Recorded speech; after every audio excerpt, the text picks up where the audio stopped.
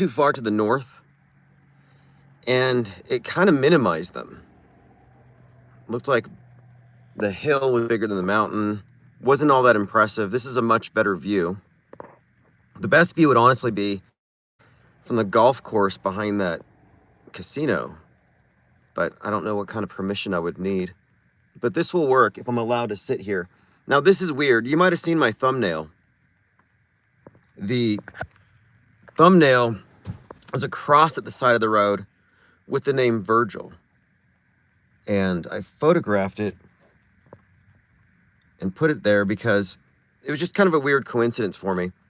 I was driving around looking for a place where I could paint the crest, and in my ear I had a single earphone, a single earbud, because I always lose one. I've got like 5 different sets of earbuds, but I only have singles because I lose one all the time. And I was just thinking about how I had this in my ear, and it was just always the same type of podcast for the last few months. I've been listening to a lot of like Jungian psychology, descriptions of events in our life as actually part of an alchemical process to trigger psychic integration. So I'm listening to these things, and it's almost like a guide.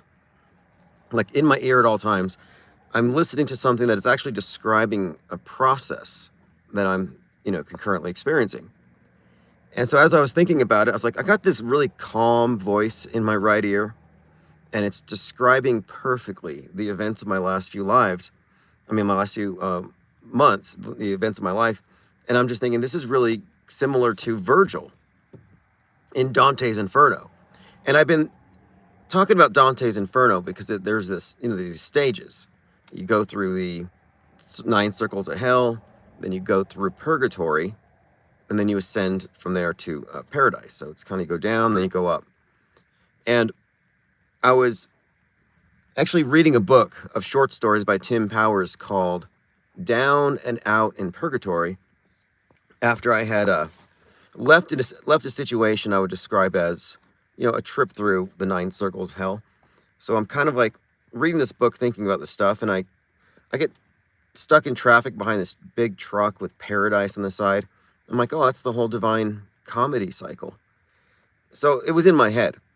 So anyway, I'm driving along, and I'm thinking about how, like Virgil, because if when he goes through hell, the ghost of Virgil guides him, the poet. And then when he makes it to the end, he has to go on his own up through purgatory. And so I was just thinking about this Virgil in my ear, this guide, this guidance, and how useful it has been.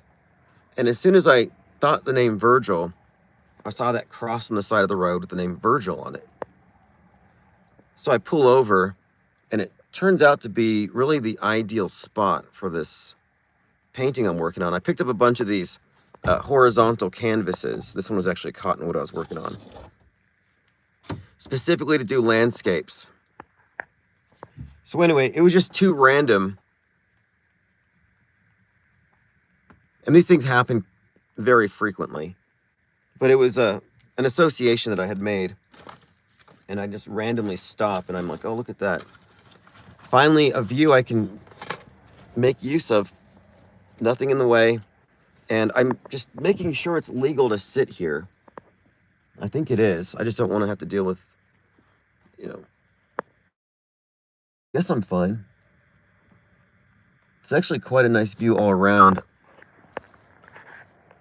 I did some paintings from the peak. In fact, the painting I'm working on now is from the peak. There's actually a cliff I'm looking down.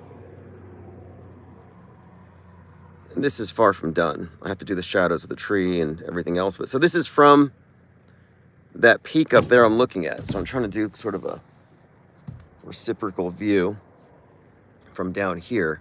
And I can actually see the spot where I was. And then you have the fall colors. Everything is turning. So I'm trying to find a spot. You can see all the trees out there have turned. And then I find that these real scraggly trees are great for pencil and charcoal. So I have my paint, I have my pencil, I have my charcoal. and I've got my location.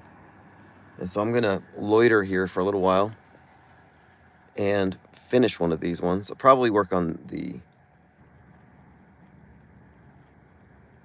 well, we'll see. I might have to do this on the way back. I wanted to update you on the 24-hour live stream thing. So I replayed the 11 hours and 9 minutes from the past week. And I don't think there were any major interruptions. And it did bring in some people into Discord, as I thought it would. And it did have a somewhat active chat. It wasn't a huge number of people, but I don't expect it to start off that way. I want to work out the bugs before I heavily promote it. But I'm in the process right now of uploading the 4-hour live stream from last night. We had calls from Leo, from Lynn, and Dookie. So we went over a little bit. But once that uploads, I'm going to add it to the archives, and then I'm going to start it up again. So now we're up to 15 hours. Eventually, probably by the end of the week, we'll be at a full 24 hours of content on the 24-hour live stream. And then every day I add, I'll take off from the tail end. What's up, Osher, Ollie Goering, Do It, Say Less. And it's on the backup channels, but I'm kind of just flipping channels. Like, I'm just going through and testing out different platforms. But it will always be live on X, and I will pin it. So if you go to IPS Think Tank on X, it'll say live, and that will be the live stream. And also in Discord, you'll now get Discord live notifications when we're going to do live open phones. And there's a live chat thread I started, and the live chat will mirror, or actually it's going to relay all the comments from that live stream, 24/7 live stream, into the Discord. But it'll be in its own separate channel, so it's not going to clog things up. The whole point of it is we're at the recruitment phase. Like, we know where we stand. We recognize the limitations of the stances of the others. Like, we're not debating it. Flozik says hi. Like, I'm not trying to debate, oh, you think all these things are just coincidences on top of coincidences on top of coincidences, and there's nothing to see here. Like, I get it. I get it. The default response is noticing connections is a sign that you're on the internet too much. You need to touch the grass. Apophenia, tinfoil hat. You think too much. Like, we've heard that our entire lives. Like, you're giving us these canned responses, like a good T cell, defending the matrix against any kind of mind viruses that might tear apart its cohesion, because that's what we're really pro-offering here, what they consider to be mind viruses. Ideas that are not allowed to circulate within the body politic. You're not allowed to have people talking about the premise of fake staged events. And it's not just that it's calling it fake, because some people say, yeah, we know it's fake, you're stating the obvious. Well, actually, we're not. If it was obvious, it wouldn't be systemic fakery, uncorrected, etched into our history. The fake stuff exists more than we do. People are so quick to minimize it, but it's not enough to be able to say that looks fake if you can't explain how it's fake to somebody who doesn't believe you. If you haven't gone that far, you haven't done the thinking, you haven't done the work. There's some work that goes into fleshing it out. There's some thought behind it, some follow-up questions. Like, if fake, then what? Who's involved? And how extensive is this? What does it say about our supposedly, bipartisan media? Are they actually colluding at some level? It raises a lot of questions, and then it gives you some answers. We can point to some individuals. We can name names of people who would necessarily be involved to a high degree in staged simulated events. But my point is, those who have just dismissed what we present as evidence, as not evidence because I don't want to consider it, are not rightfully skeptics. A skeptic would create a steelman argument based upon all of our presented evidence. They would look at the best arguments that we have, and then they would destroy it. That's what a skeptic would do. The skeptic would know more about the thing than the believers would know. That's kind of how the approach is. They believe it for a lack of knowledge. There's something they're missing. There's some premise they accepted, some loaded question, some fallacious line of thinking. But what I just see are these almost arrogant and condescending dismissals. And I'm saying that's not really good enough. That's mainstream thinking.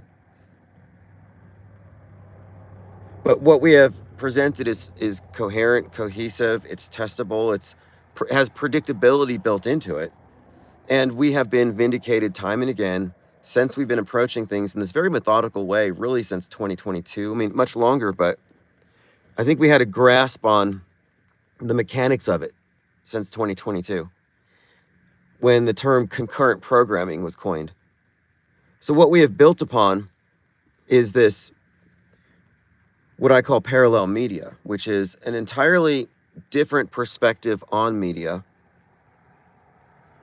and a platform that supports it, because these points of view are not acknowledged from within the system. It's very easy to brand yourself awake. Oh, I'm awake because I don't trust the news anymore. It's very easy to wear that label. But awake compared to what? You know, if you're in the duopoly and you exit the mainstream, you're not really awake if you just fall right into the controlled opposition. Because awake isn't buying into alternative narratives. It's actually questioning the infrastructure itself that provides narratives for both sides. And a lot of people just aren't there yet. They're never going to get there. And we have to accept it.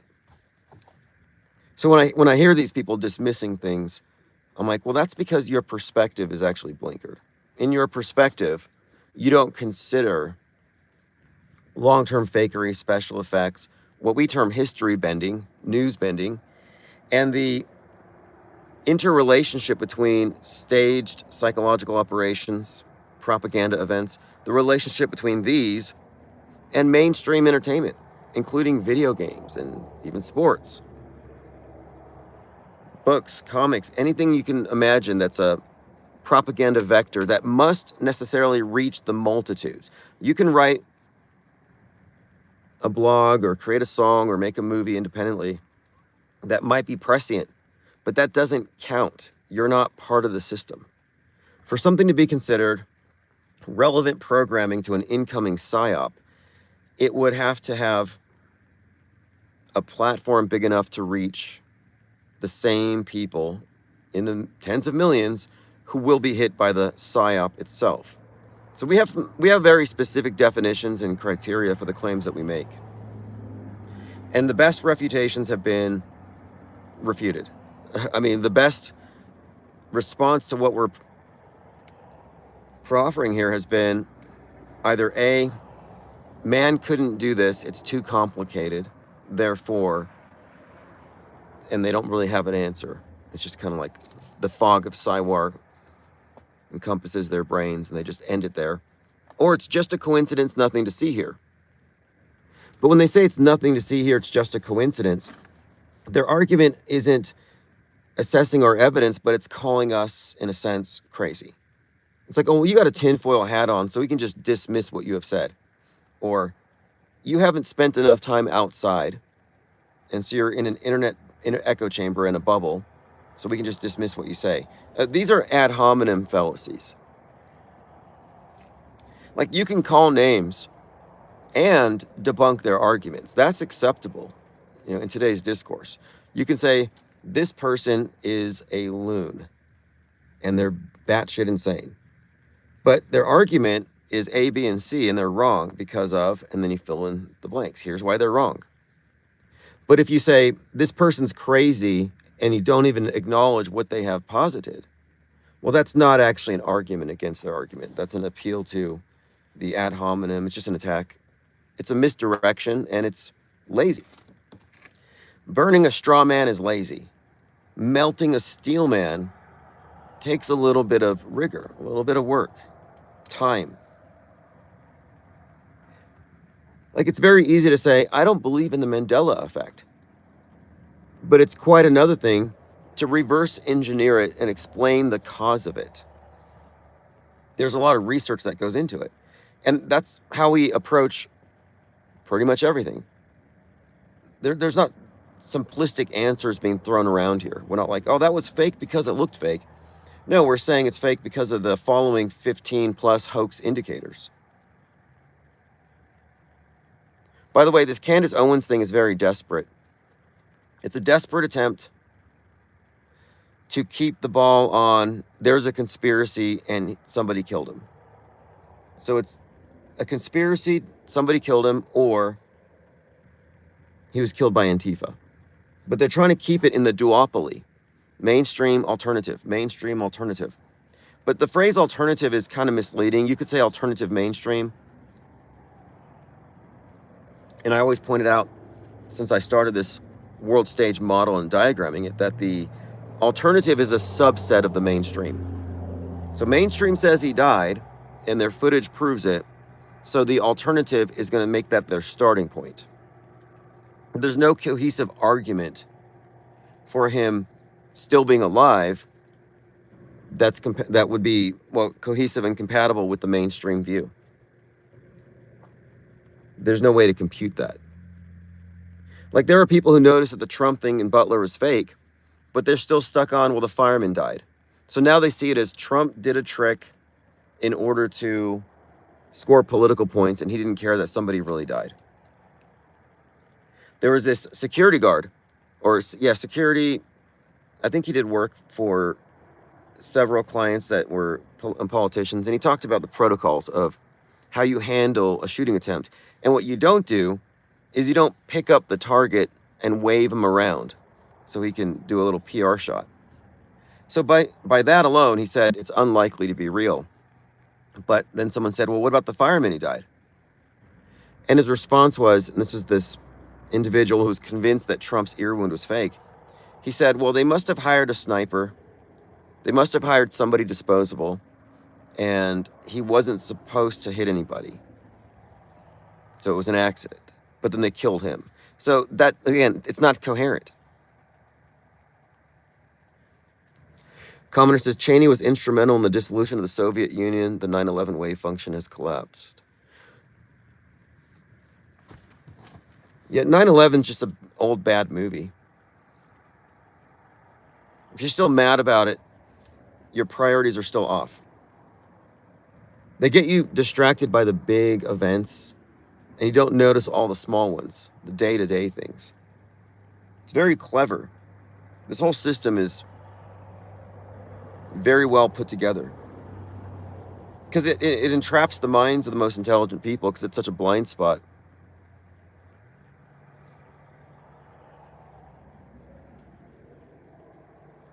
But what I'm really getting at here is this. The reason why people arrive at the opinions they do is because of their perspective, not because they're critically examining the facts. Mainstream and alternative media are not places where you go to be skeptical. They're places where you go to receive content. You consume it. So they're media consumers. And as consumers, they're marketed to. They're pandered to. They're catered to. They're not really processing it in any meaningful way.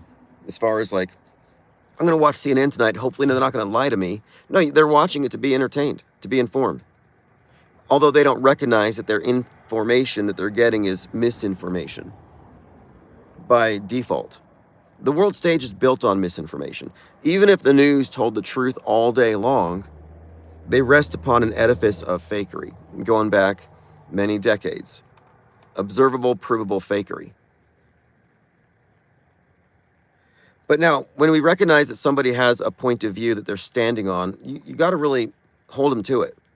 Like, okay, your perspective is that we're crazy for noticing things and that there's nothing to see here. All right, well, we can accept that their perspective is limited. They're not going to look at the additional information because they don't acknowledge the validity of what we have put forth here. And that's fine, because the world stage doesn't acknowledge special effects, media fakery, or psychological operations. Those aren't part of the program. So we can just recognize their limits and say, okay, well, you've got the MSM point of view. And then there are others who will say, well, you can't say that CK isn't dead because Israel wanted to kill him, and Israel rules the world, whatever they're saying. And you can recognize, okay, well, their point of view is firmly ensconced within the alternative media. That's their point of view, and everything that comes out of them will go through that particular filter. So you can look at worldview and point of view as sort of synonymous. But the point of view, well, the point of view thing is what's critical here, because we don't need a debate with people with the mainstream point of view, because they can't go that far. They've already reached their conclusions. They're believers. They're not seeking new information. So another distinction between the off-world stage, this new third branch of media, and the duopoly is that they are passive receivers of information, and they become believers, meaning they believe what they're told from their chosen sources. Whereas as active, we are seeking still. We're looking for additional information. So a seeker and a believer are two different things. The believer has conclusions. The seeker is after knowledge, or if the knowledge isn't there, but there's a known unknown they confront, they become the informed disbeliever, which is where we are right now. We're in the area of informed disbelief about a lot of things. What the conspiracy theorists try to do is they want to fill in the knowledge gaps. They want the knowledge gaps filled in. So instead of tolerating disbelief, they want alternative belief.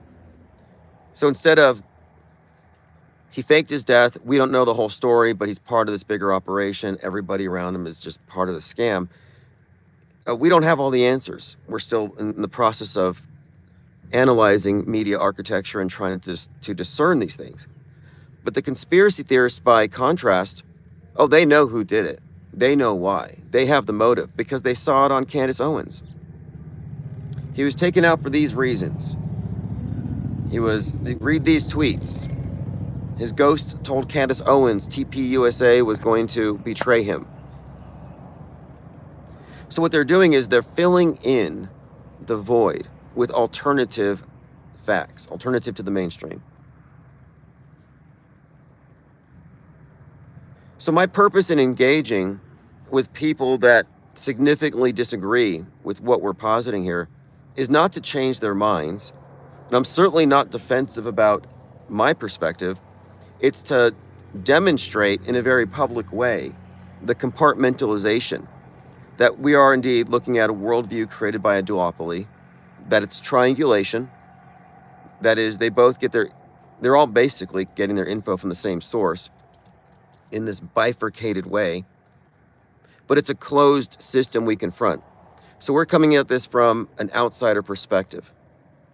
You could look at the world stage as a modern interpretation of Plato's cave, but instead of just shadows on the wall, there's an adjacent cave on the way out with alternative shadows. So the people who see the shadows on the wall and recognize, hey, this is phony, they sit down and get comfortable in the next cave over. Those of us who go through the second cave and say, hey, these are alternative shadows on the wall, we exit.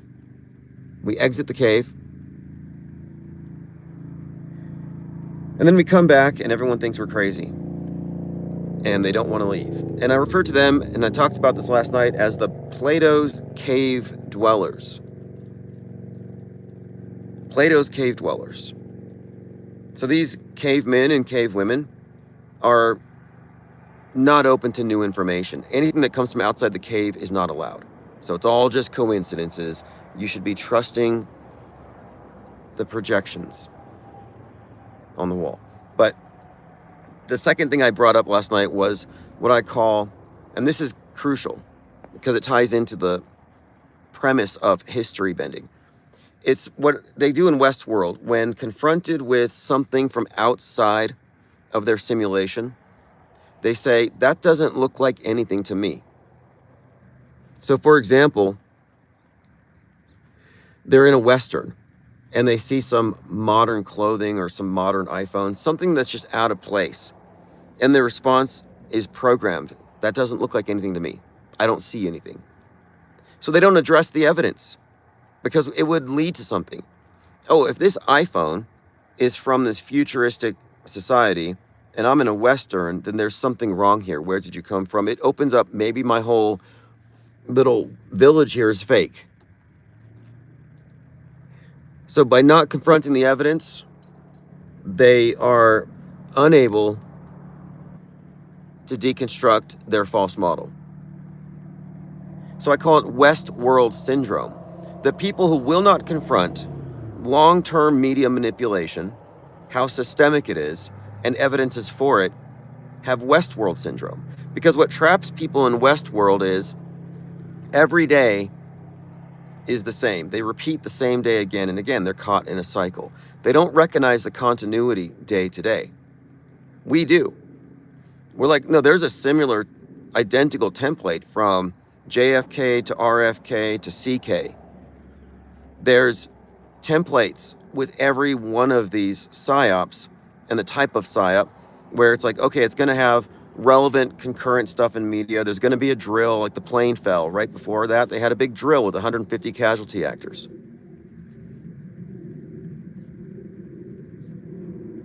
Cheney dies on the day the One World Tower opens. The next day a plane falls in his name, in his honor. Like, it's like, what is this, some kind of dedication? So you can't say that's not an ironic coincidence. At a minimum, Cheney dies, Muslim mayor gets a position there in New York where everyone's like, he's a terrorist. The right wing is convinced he's a terrorist.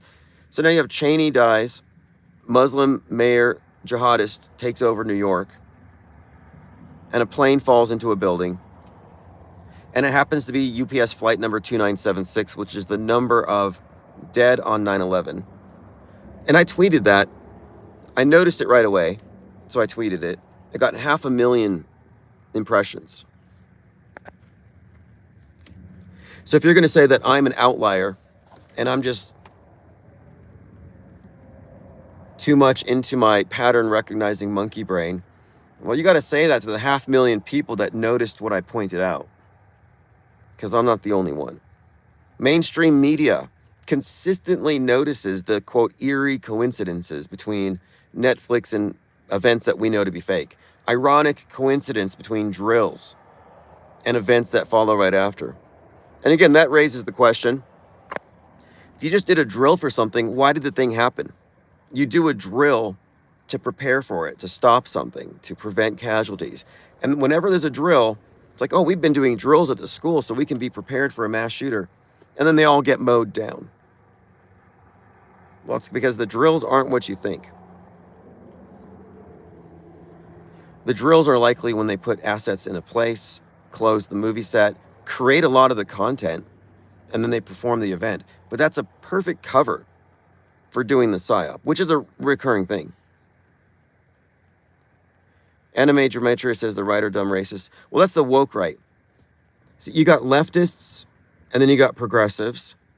You got neocon and woke right. Like each of the sides are factionalized.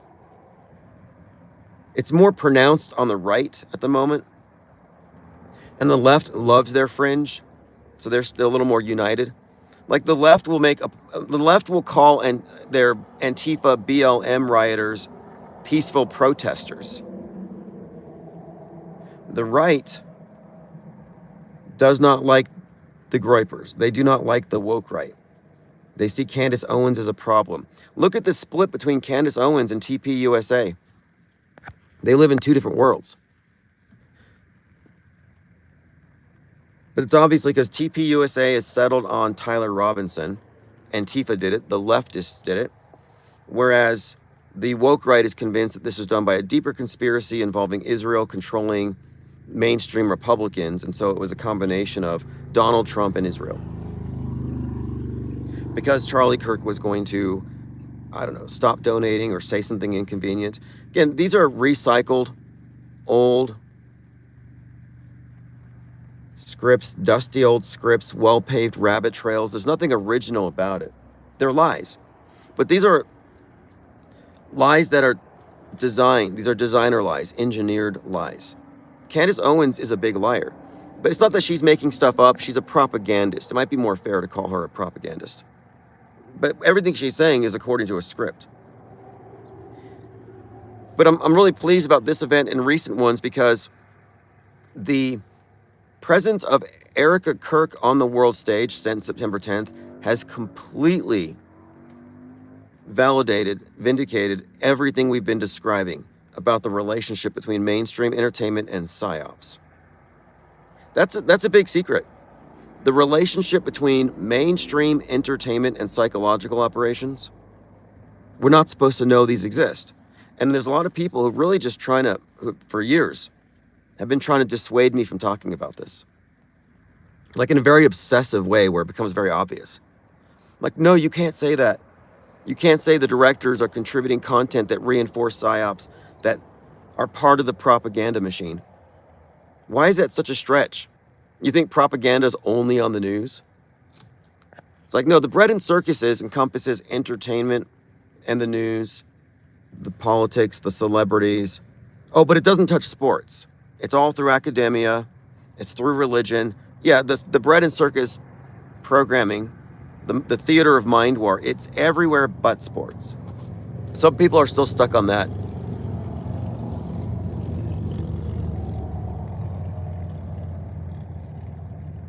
Yeah, Candace Owens is a better actress than Erica, I guess. I mean, I guess she is.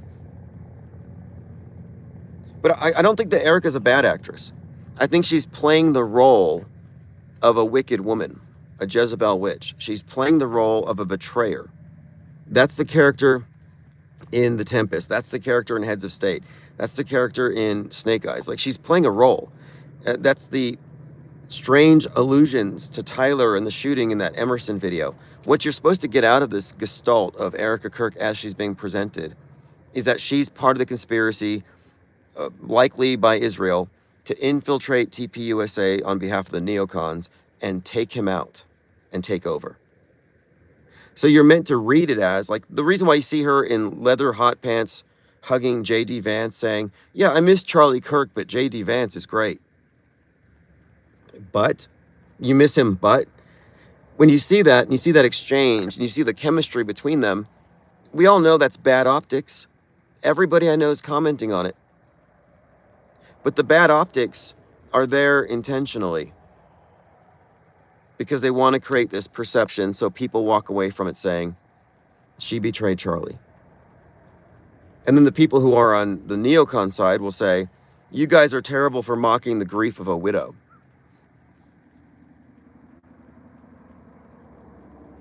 Erica's overreacting distracts from the fact Candace never cried over her friend either. Yeah, well, it'd be a mistake, it really would be a mistake to think of Candace Owens as a conspiracy theorist who's unhinged. Because everything she's reading is from a script. Yeah, there's some ad lib, but she's not acting independently. I've followed closely. Every single one of her opinions has been absolutely guardrailed. And she has all but directly named Erica Kirk as the culprit. She works through insinuation. All woke right do this. The reason why they use memes and jokes is plausible deniability. The reason why they're, quote, just asking questions, if somebody says just asking, they're not just asking. They're surreptitiously inserting a premise. They're smuggling a premise. That's a loaded question thing.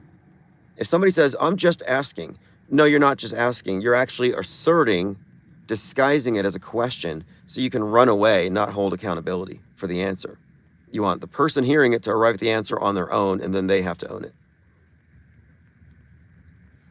Look, we know how these little mind games work.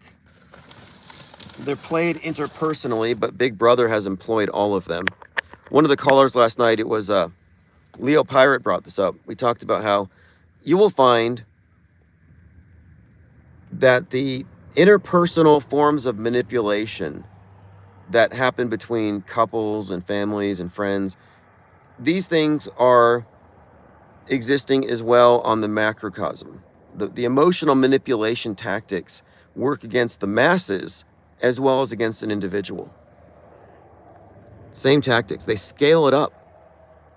They scale up. We're talking about industrial manipulation on the mass. This is Edward Bernays, what he talked about. how they've implemented it. Sprightly Sprites, Gemstone Crystal Mineral Magic says hi. Yeah, I'm out here on the edge of town looking for a place to paint the mountains from, and I found a spot. I'm just kind of hanging out here for a minute. I'll be back later. I want to paint it closer to sunset when the mountains turn red. They get really reddish. You see a lot of the color. You'll see more greens. Right now it's all just a little too blue.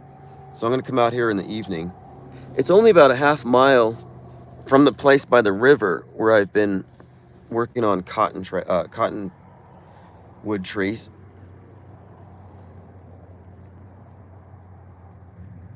And I found this place. I talked about it at the very beginning. I was just thinking about the single earbud that I've been using to listen to hours and hours and hours of Carl Jung over the last 2 months. And I was thinking about how it was guidance like Virgil, the ghost of the poet, guiding Dante through the Inferno. And I made that connection between this voice in my ear and how convenient it was. Because, he's walking through hell, 9 circles. And as he's looking at the horrors of hell, he's got a narrator, someone explaining, oh, this is why they're here. This is what they did in life. This is their punishment. And he's meant to look at it from a distance, not judging, not getting entangled, but just recognizing it for what it is, accepting it and moving on. So he goes through hell and then Virgil leaves him. But anyway, I thought of my earpiece and Virgil came to mind. And I was like, Virgil. And I said it and I looked to my left and there's a cross on the side of the road with the name Virgil on it.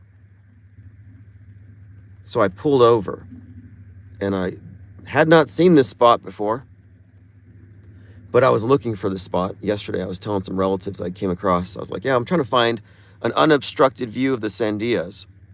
And they're like, good luck getting permission, because I was trying to find a good spot that is on this reservoir. There's just nowhere to find it, nowhere to find this view. But Virgil, or something rather, I'm saying, I see the name Virgil and it just kind of compelled me to pull over. This is a spot. So I have to go back and get some clean blank canvases. I have some horizontal ones that I picked up. And like I said earlier, I'm going to come back closer to sunset. And I don't think anybody has a problem with me being here. Lord Laney says, inner monologue earbud. Yeah. Like noise cancellation. There was a lot of noise in my environment. A lot of things that just didn't make sense. I'm like, this is... at some points, I'm like, this is hell. Like, I'm meant to observe this stuff. I'm meant to observe various spiritual ailments, various psychological disturbances. I'm meant to watch disturbed people spiral and understand it. Like, there was this point where I became very detached from the things I was observing. And I was trying to understand it. So I'm looking at Carl Jung again and his concepts of alchemy. Not about like chemistry experiments, but the idea of like how people complement one another, how we attract people, not because they complete us and it's happily ever after, but because they expose our weaknesses, vulnerabilities, and flaws so we can confront them. And that these various engagements we have throughout life might be part of a process of psychic integration by recognizing yourself and others. So I've been following a lot of Carl Jung, and I have become very non-judgmental and dispassionate about things that would at any other time have deeply engaged me. So yes, in many ways, the earbud, because I only have one. I never have 2 earbuds. I always lose one. Dumbest things. I want some retro headphones. I don't care if it's like out of the 80s. I like the idea that the earphones are connected. Like our ears are connected to our head. I mean, it's just ridiculous.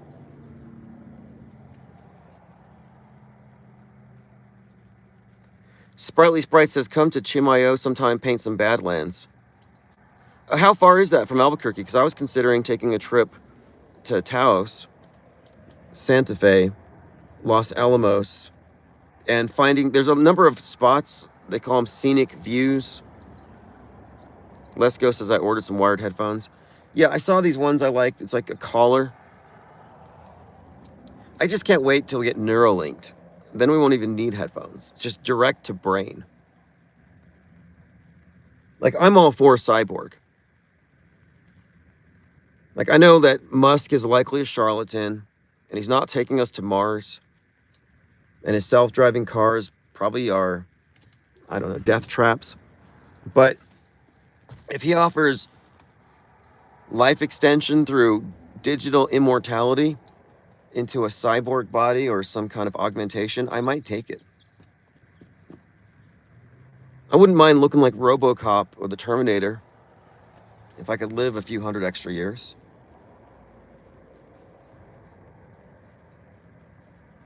I guess I'm a transhumanist. I didn't know that, but yeah, I'm a transhumanist.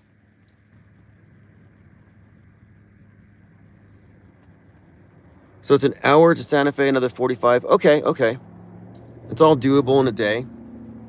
I picked up a stack of these rectangular canvases, and I was gonna finish this one, but this is from the peak.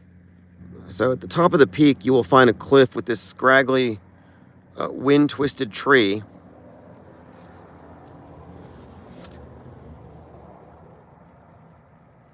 Ollie Goering says, I think it's a scam, though.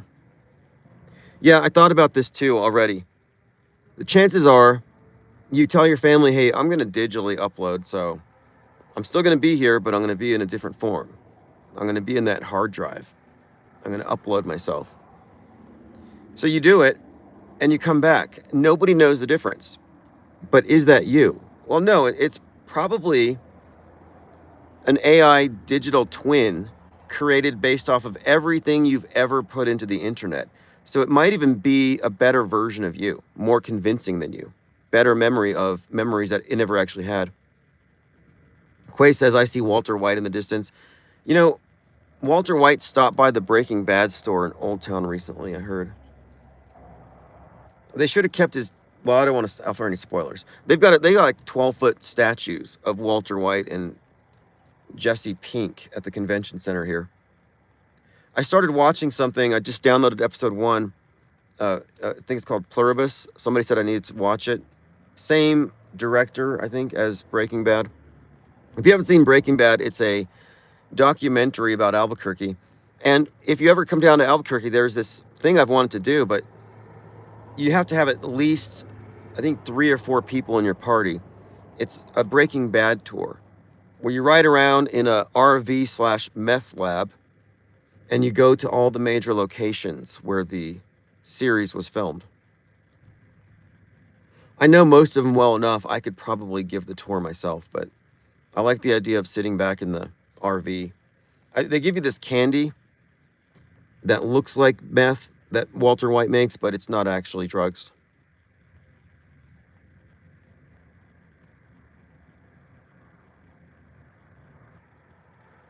Sprightly says, we got blue crystal candy and posed in front of Jesse's house.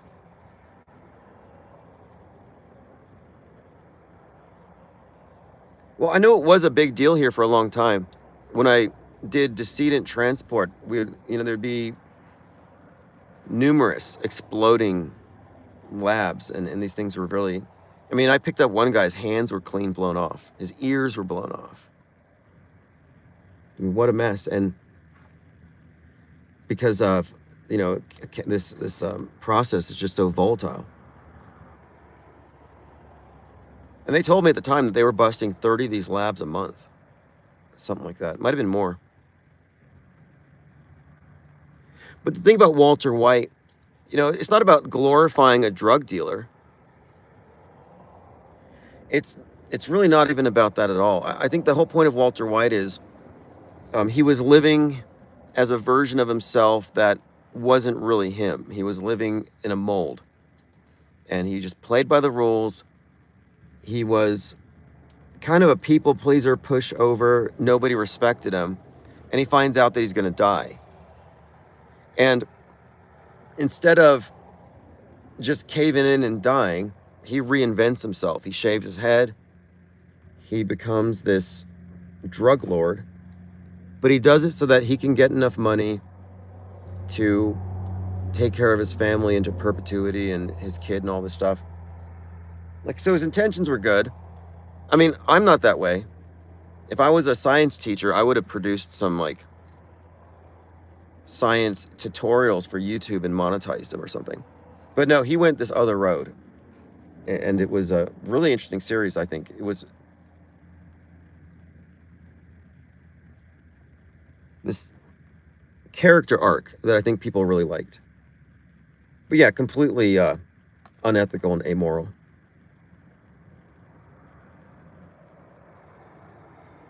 The very first episode, I noted when they started making the stuff, he described it as a science, and Jesse called it an art.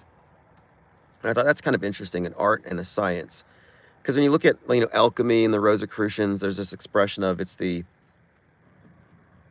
aim of religion, the method of science, or they describe alchemy as an art and a science. There's this idea, the card called art in the Crowley deck used to be temperance, but it's an alchemy card. But the idea here is that it's this art form. Alchemy representing this transformation of lead to gold. It's just metaphorical, allegorical. It represents the lead of the material into the gold of the spiritual. It means reorienting oneself from being a product of the material world, a mere meat suit, an ape, into a transcendent being, having an experience in the material world, temporarily incarnated into the meat suit.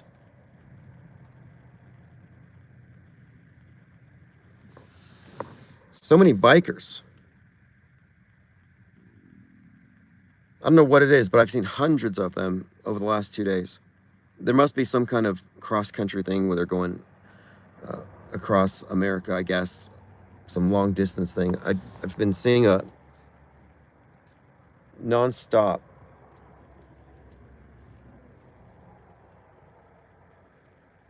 I think they're all connected.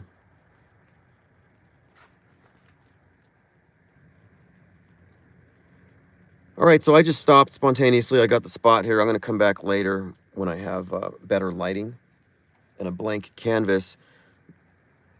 Last night's live stream will be archived. I'm going to add it to the replay thing. So the replay is going to be 24 hours, but I want to wait until I have a full 24 hours of content. So right now it's at 11 hours, 9 minutes. Now it's going to be 15 hours. A few more, and I'll add this as well. So anytime we stop and chat, or any of our one-on-one or group chats in Discord, will be put into the 24/7 thing. So if there's any topic you want to deep dive on, or if you want to chat in voice chat anytime, just go in the voice chat room. And what I'm going to do is I'm going to record these things and upload them. Armin Ross says, add the podcast we did. Yes, I will. Yeah, if you want me to throw something in there, by all means, post a link or let me know. Because the idea is we want to have new content, fresh content, lots of voices, deep dives, but people who accidentally stumble upon it need to have a reason to stay. And I want to reduce redundancy. And I'm going to throw in a lot of my shorts, like the 10-minute videos, where I break down specific components, world stage, meta script, history bending. JT33 says, live from Mars. Yeah, I'm thinking about going to Los Alamos to do some art, and I've heard some credible rumors that there's something there. Like, Mars is a place on Earth. It's subterranean. They probably already have a Mars base. That's actually part of my Penguinati script. You have these abandoned, deep underground military bases. One of them is purchased by a tech billionaire who converts it into Mars. You have an underground base, you convert it into like a Truman Show, now it's a Mars base. Only the rats get into the nootropics and kind of gets a little more complicated. But yeah, the script for Penguinati is built around deep underground military bases, DUMBs. Mars is Greenland, is anime. Now Mars is probably being filmed in the Las Vegas sphere. They can fake anything in there. Didn't they just send some flat earthers to Vegas and put them in the sphere? And they filmed Antarctica. That was one of the funnier chapters, honestly, in this whole ride, this whole trip. The whole story of flat earthers. It's like it got really good at the beginning of the year when they send out some very questionable figures, like Witsit Spitsit, to Antarctica. And then he's like breathing and is like, everyone's like, I can't see your breath. Isn't it cold? And he gets a vape pen out of camera. He vapes. Witsit vapes it. And he vapes on camera to make it look like it's very cold. And so then people are like, okay, they're faking it. I mean, there were so many things about it that people analyzed frame by frame a 24-hour video, convinced it was fake. I'm not convinced it was not fake. I'm supposed to trust a guy who thinks Kate Perry went to space based on the evidence they gave us. Jump cuts, no more than 2 seconds of levitation, flat hair, no G-force on the face. Every previous one looked even faker. Anime says, what about the ISS? Were they stuck in the ISS? Where were they? Well, the ISS is just a movie set somewhere. It could be at this place I've heard about. I think it's called Starbase. I gotta fact check that. But there's this place, it might be in Russia even. I'll look it up, because I had this theory about where they're staying. And right now, the Chinese astronauts are stuck in space because space junk hit their capsule. The other ones were stuck because of a problem with the capsule called the Calypso. Calypso's the name of the nymph, the goddess, whatever she is, that entraps Odysseus for 7 years, while the suitors for Penelope are taking over his kingdom, his estate. So Calypso is associated with being stranded in space. So I'm like, there's something here. Space Odyssey, Calypso. We followed that story very closely. They were stuck for 9 months. But now, yeah, the capsule on the space station the Chinese space station is not impressive. When I heard China's going to do a space station, I thought they were going to outdo the ISS.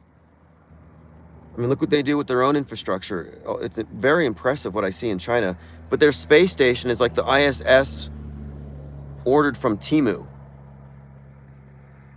So it's not surprising that a single Starlink CubeSat could put it out of orbit.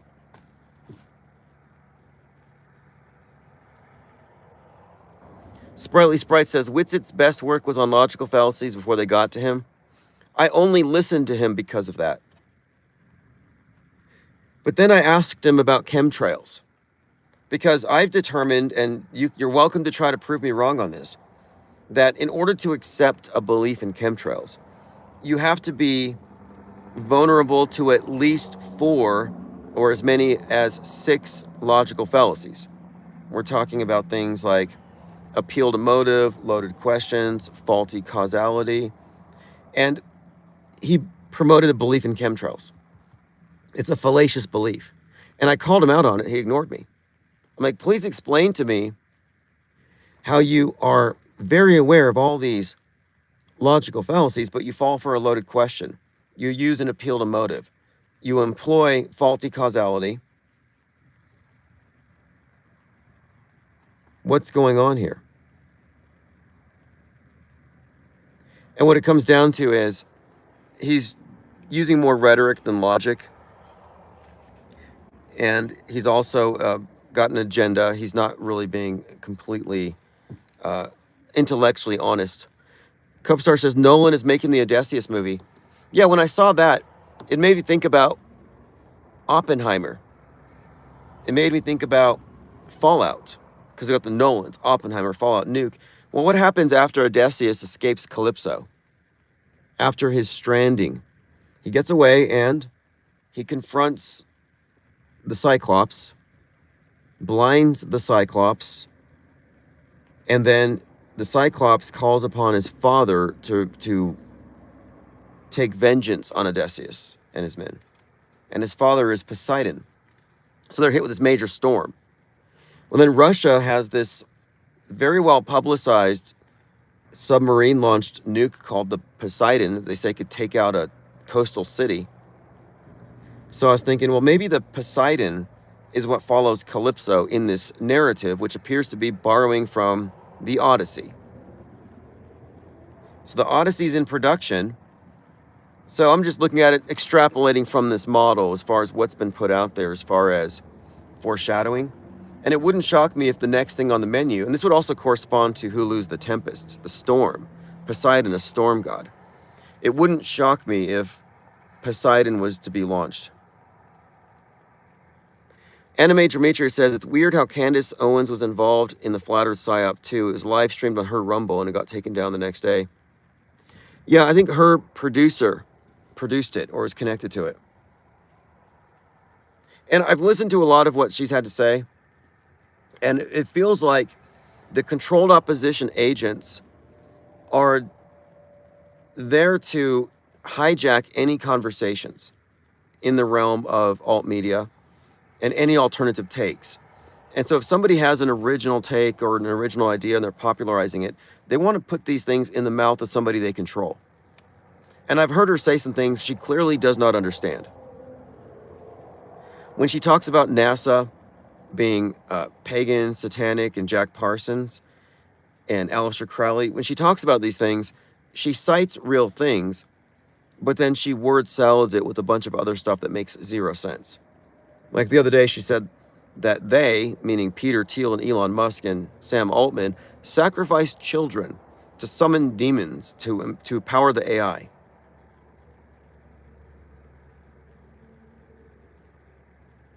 And then she talked to Bart Sabrell, the guy who got punched by Buzz Aldrin. And what I got out of that exchange is exactly what I predicted would be the outcome. They're going to guardrail it. They're going to agree the moon landing was fake, but they won't touch the space station. They won't touch Elon Musk. They won't touch anything that's right now going on in space. Very definition of a limited hangout. They create a big popular conspiracy. Anybody thinking goes there, and then it becomes a cul-de-sac.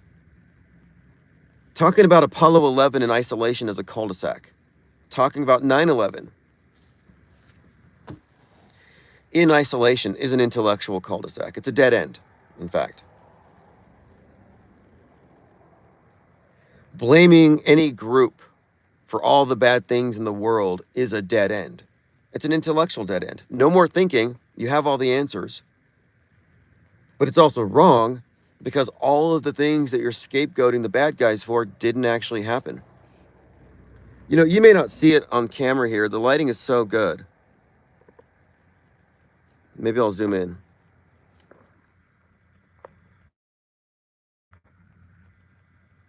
So on the right side, the furthest to the right,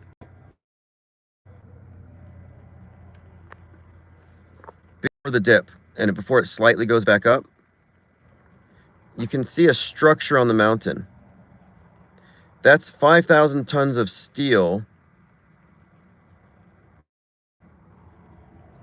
I think it's a 300-foot tower. It's the tram tower. So the tram goes from the ground to the peak, but it has a part there where it stops. I think you can see it. I don't know. It might be a little too blurry.